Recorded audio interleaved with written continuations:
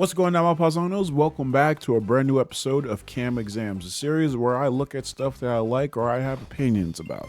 And today, we're actually going to be looking at the newest Shantae title, technically speaking, Shantae Advance Risky's Revolution. Now, I've actually played this a little bit before this game actually came out. At the time of this recording, it is August 19th, 2025, and the game is actually released now on like modern consoles like the Switch, PlayStation 5, Xbox, I think, I'm not too sure, and PC, of course. And that's where I'm actually going to get my newest copy whenever, I have the chance to. But I was actually able to play the Gameboy Advance version early. So the reason why I'm actually doing this video right now so early, hopefully when this goes up, is the fact that I was able to actually play this game early. And I have a lot to say about this game. As you guys should probably know, I love Shantae, and I've loved this series ever since I played it all the way back in like 2016 when I played Shantae Half-Genie Hero for the first time. And honestly, I fell in love with the series after that. Now, I have done Shantae videos over the time on this channel, and you guys should definitely understand that like I am a big fan of it. Now, I have actually done a video about Shantae before, or Shantae Risky's Revolution before, and that was the video where I was like kind of excited about it, and I just was like, getting out all of my thoughts about it. And in that video, I was, just kind of like, oh my god, this game's actually going to come out very, very soon. And it didn't actually come out very, very soon. In fact, this game, I think, was announced like late 2023 or something. And I think it was supposed to come out in 2024. And now it's just now coming out in 2025. And I'm guessing this is because of the whole limited run situation or other things that they wanted to, refine in this game, because there's actually a lot going on with this game. And there's actually a really big reason why this game is so special. The reason why this game is so special particularly is because of the fact that this game is actually lost media that has been resurfaced. Literally by the game developers themselves. Wayforward actually had this game apparently sitting on a shelf for about 22 years. And I'm only saying that because one of the NPCs in the game actually says that apparently they... it's obviously like a reference to this game in particular, but it's like when he's talking about like lost media and stuff like that, he says that I've been looking for a game that's been lost for like 22 years and something like that. And obviously I was picking up on like, oh, he's talking about this game in like terms of referencing, yes. But if you guys actually don't know about Shantae Advance, originally the Shantae series did come out in 2002. And actually it didn't sell that very well because originally the game came out on the Game Boy Color when the Game Boy Advance was already out, so no one was really looking at this game. It got a lot of really good reviews, and it was actually published by Capcom out of all people at that time. Yeah, Capcom actually published the original Shantae game, which I find really crazy because of how much I love Capcom and all that stuff. But with that being said, yeah, that game was actually, not that popular. There were actually, in development of another sequel of the game that was supposed to come out, I don't know, in like 2003 or 2004 or something, but because they couldn't find a publisher, that was actually shelved.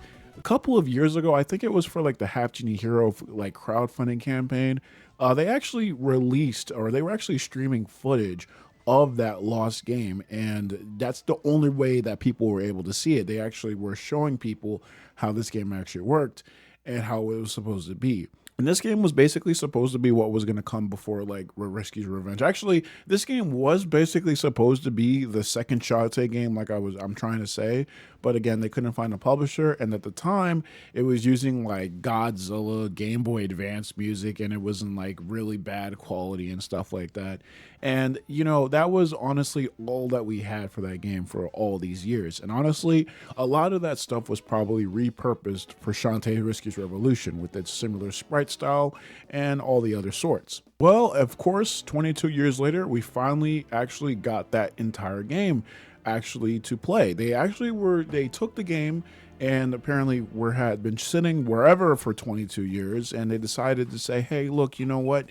We're actually going to come back to this and we're going to do some more stuff. Now, I'm not sure how much the game has been changed since all the way back in 2003. I'm not too sure how much it had been changed.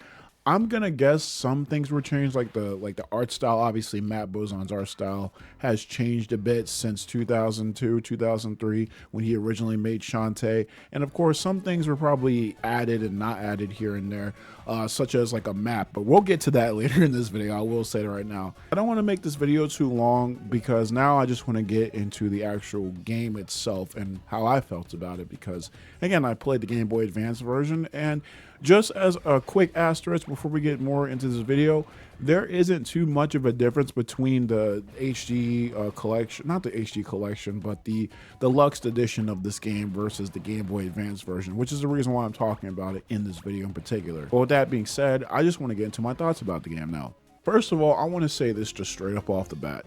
This is an amazing game. As always, I just love every single Shantae game that actually does come out, and this has no exception. I mean, I love a lot of things about it. I love the art style, I love the story, I love the dungeons, I love the gameplay, the animal transformations, the music. Everything about this game is amazing and definitely does deserve to be a part of the Shantae series, the series that I love so freaking much. Not just because I am a Gruner, but obviously because I just legitimately love this series. I would personally say that it's better than Shantae 1 and even actually Risky's Revenge. And to be honest with you guys, to be honest, like this is jump the gun, I will say that's probably up there or even actually surpasses Pirate's Curse, which might surprise some of you because a lot of people say that Pirate's Curse is either their favorite Shantae game or their second favorite Shantae game.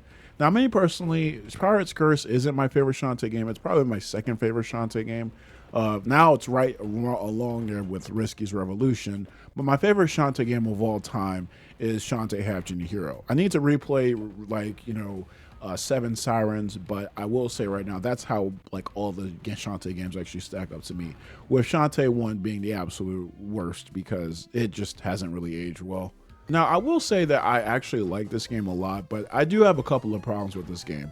My biggest problem with this game is really its main mechanic, the fore and background switching, which is very disorienting and confusing, honestly. But this might just be a me problem since I'm a klepto, and since when I actually explore, you know, games and stuff like that, when it comes like Metroidvanias, I like to explore every nook and cranny of a level, and I don't like to leave any stone unturned. This is the reason why I love to 100% these games, because I look in every single little spot, every single wall and whatever, and I'm usually rewarded with a lot of items, which this game's actually really great at with its you know, it's actually like rewards for exploration and stuff like that. I actually do like this about this game. I will say that the background switching is very, very disorienting, and it gets on my nerves a little bit because of how, you know, you're constantly doing it, and if you're switching the islands or the levels from left to right all the time, it actually gets really confusing. Like, say if you like were running in a part of the level like Orc Orchard or whatever, I don't know how to say that, but if you were running an orc and then you saw like something in the background and you went to go get it, oh, say you went into the foreground, you can't actually get over there, so what if you use a switch and then you switch the island around, so now you can get that if you go back, but if you go back then you won't be able to get to the foreground stuff anymore, and now it's just constantly confusing to me. And it gets even worse because there are levels like that one level that I can't name the name of, but the one with like the green planes and like the bow girls. Yeah, I don't even know what their name is. I'm such a fake fan. But I will say that is the worst one because there's a foreground switcher and there's also a background switcher, which makes it doubly annoying to get around that place. I understand what they were going for here, and ironically, well, not ironically, but actually coincidentally, okay, not coincidentally, you know what I'm trying to say? I'm trying to say is that Risky's Revenge also had a similar mechanic. In Risky's Revenge, you could jump between the foreground and the background. Now, the biggest thing about the difference between that game and this game is that it was a lot less confusing because you weren't actually moving and everything around like it was like a Tetris piece or whatever. It was really just if you wanted to go into the background and see some different part of the level, then there you go. And a lot of that stuff was confined to the overworld. And of course, that is the way to in this game. But obviously in this game, it just feels like the foreground and background switching is just very disorienting. The best way that I can describe it is if you were playing something like Emerald Hill Zone and Sonic the Hedgehog 2, Imagine you're just going on the regular path, but then if you wanted to, you could switch over to the sandy shores of Emerald Hill Zone, and if you actually wanted to. But then by doing that, you basically just moved everything in the foreground to the background, and it's just so freaking confusing. Honestly, a lot of the time it did give me a headache. I don't like really being that confused in the game to where I don't know where I'm going. And unfortunately, that is what was going on there. It's not too bad. I think I'm making it sound a lot more worse than it is, but it definitely was annoying to someone like me. Again, asterisk there is to someone like me. I don't make these reviews just so I can say I recommend it to people. No, these are my unique experiences with these games, and that's just how the way it's actually going to be. The biggest thing this game actually needed to mitigate this issue was a map. And yeah, this game does not have a map. Just like the first Shantae game, which also did not have a map. But why in the ever-living God does this game just straight up not have a map? It baffles the hell out of me in so many different ways. Look, I can understand because the first game in the series was actually released like apparently 1 or 2 years before this game was actually supposedly released, which makes sense because that's the reason why this game would actually not have a map. But good Lord, in a video game like this is a Metroidvania. You kind of need a map. I don't feel like you should not have one, but in all honesty, like a map not being in this game, that's actually a huge issue, and I'm surprised they don't have it at least in the deluxe edition. Now, that is a huge problem, and seriously, like I said, it would make the foreground and the background switching, it would make it a lot more easier to understand what was going on if there was actually there. But luckily, you don't really need it. But like I said, with the levels being able to shift the way they do, it would have really helped. Like I said, was it a callback to the first game, or did they just not put it in there because they thought the game would be too easy otherwise? Even if the map really did help navigation and understanding and stuff like that, it really wouldn't have sped up the game in general. Honestly, I don't feel like there's really a reason for them to actually do this. So yeah, you guys might be sitting there and be asking yourself, dang, he really hates this game, doesn't he? And no, that is far from the case. This game, like I said, is a lot better than Shantae 1, better than Risky's Revenge, and I would say right up there with Pirate's Curse. Sure, just because I have these problems with the game doesn't mean that it actually mitigates anything. Like I said before, because I'm a klepto, I don't think this problem with the game being the way it is, with the foreground and background switching, I don't feel like that's too much of a problem actually. And also because of the map not being that useful, it would have been, I mean, it still would have been useful, honestly. Let's not lie to ourselves here. I don't think you really needed it in this game. I think it's definitely understandable on how to get around without it, but definitely it should have been there. If I were to compare it to anything, compare it to like Metroid 2 on the original Game Boy. Yeah, it's very archaic, and I guess I'm freaking referencing a 30-year-old or 30-plus-year-old game in order to justify why they did something in this game, but just hear me out. I just really love this game regardless of these problems, actually. This game is absolutely beautiful. I was trying to say it earlier in this video, but you know, of course, I kind of probably blindsided you with all the bad stuff I had to say about it. But really, I love the look of this game. What really actually kind of stood out to me was I literally thought that these were just like the original Risky's Revenge, like sprites, but scaled back down to, I guess, like a Game Boy Advance screen or whatever. But no, these sprites actually do have some differences from the Game Boy Advance sprites. In particular with like Shantae's, like, I guess, coat thing that she kind of had in Risky's Revenge for some reason. I'm not sure. I think that was something that carried over from the development of Shantae and the Pirate's Curse, which was most likely in development at that time too. But yeah, that sprite is different from this sprite. And I'm not gonna lie, the way that the colors pop out on Shantae is really great in this game. It makes her like sprites look amazing. And I gotta say, not just that, but I actually love the sprite work and like everything in like the dungeons and the worlds and all that stuff. I think it's a really awesome looking game. And if you have the deluxe edition, it can make all of these sprites look even better because of how, you know, HD everything is now. The dungeons are awesome, their exploration factor is extremely rewarding, and they can be argued that the transformations are actually some of the fastest, snappiest, and most satisfying in the series. I'm dead serious. It's actually up there with half-genie hero. I say that because of the fact that in this game, all you need to do is hold a button and then press another button in order to transform into your other forms. And this game actually does have some instances in some dungeons that where you actually do have to do fast transformations. Like you'll have to use the elephant transformation to actually, or not the elephant transformation, but you'll have to use the monkey transformation to jump along some walls and get across like some narrow gaps or whatever. Then you'll actually have to turn into the elephant form and like basically dash across a ravine or something. Then you'll have to actually go into your crab or mermaid form, and then you have to swim around and get an item or something. It's little stuff like that. It's not too prevalent around the game, but I do like that Ben 10 master control type stuff. I really do like it when they do take advantage of like Shantae's signature ability, which is her dancing transformations. And like I said, they're very, very snappy. I think it's, even if you put this in mind with the upgrade that you get in half-genie hero, which actually does speed up your transformations, I think it's actually that fast. Some people might say that they actually were like, dang, in Risky's Revenge, the transformations felt like all clunky and stuff like that. And then going to Pirate's Curse, it's like, man, everything is so snappy. Well, I will say here, right now, that is exactly what you're going to get into this game. And, you know, as another reason why I think this game is right up there with Pirate's Curse. The music is back and catchy as hell too. Seven Sirens was actually the first game to actually not have Jake Kaufman, and I don't know where he is at. I just realized I said his name wrong. But he didn't do the soundtrack of that game, and his absence was definitely noticed by me. Don't get me wrong, the soundtrack in Seven Sirens is still amazing, but it's a step down from what I usually expect from the series. It wasn't as high energy or as catchy as the other games. The main composer of Risky's Revenge, though, is Maddie Lim, who I think did a lot of the soundtrack in Seven Sirens. Now, she collaborated with some other guys in that game, but here she's the sole composer. And fun fact, she wrote the main theme of Seven Sirens as well. Now, Maddie Lim must have really did her homework in between games, because now she makes this game sound amazing. Literally every single song in this game is worthy of being part of the game series now, and it's so satisfying to see.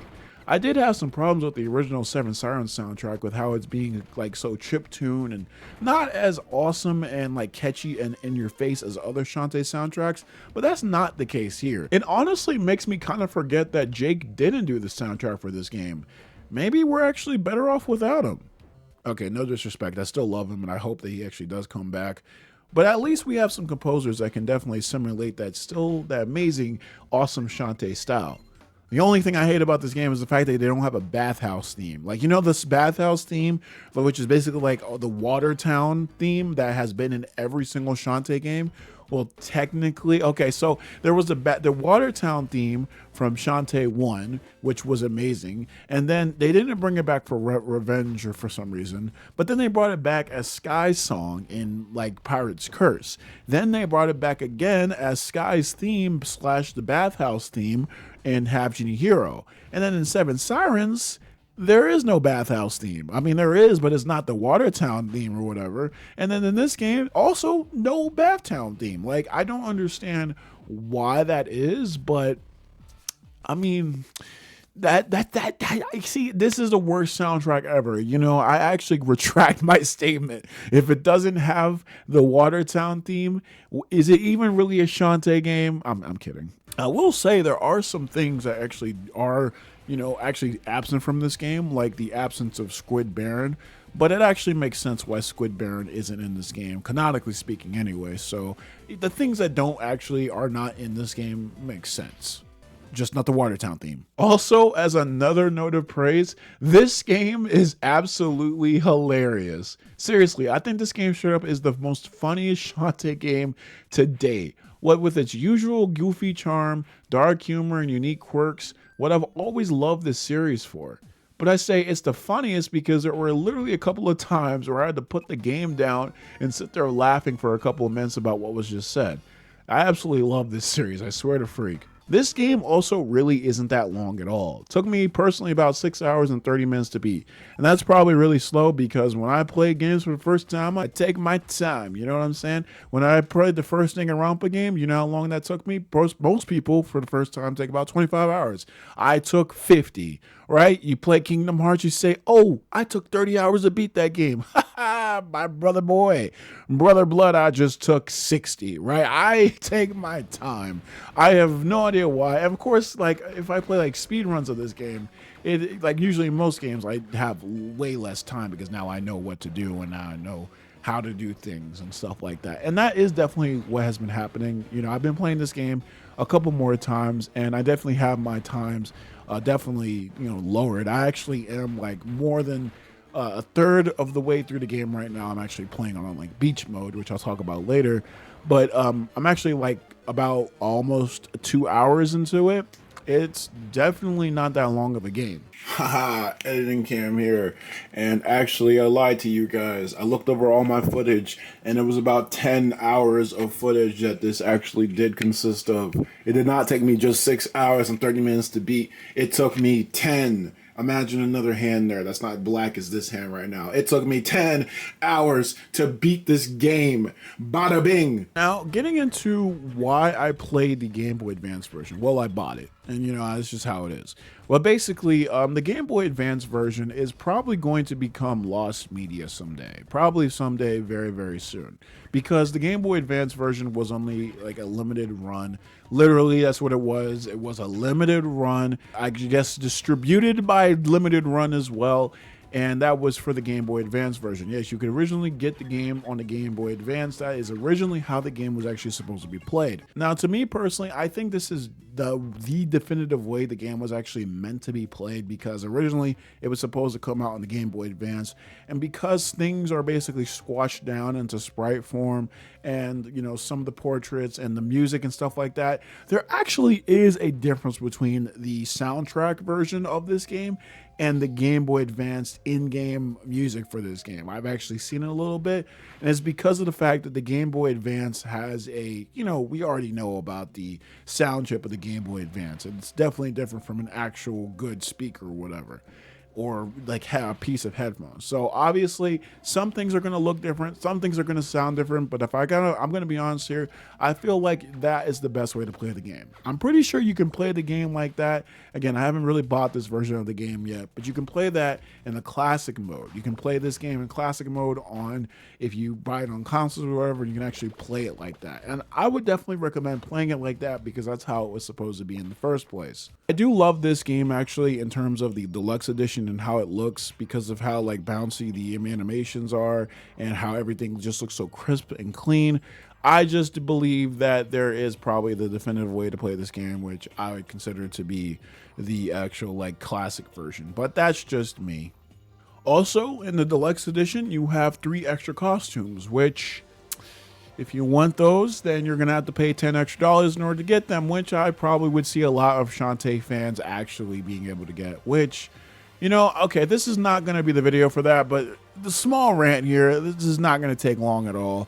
But I was kind of looking at this, and honestly, guys, this kind of is an issue. And I don't know if you guys have heard about the controversy that has happened with like limited run games or whatever over the past years, couple of years or whatever, but there's been a lot of controversy going on.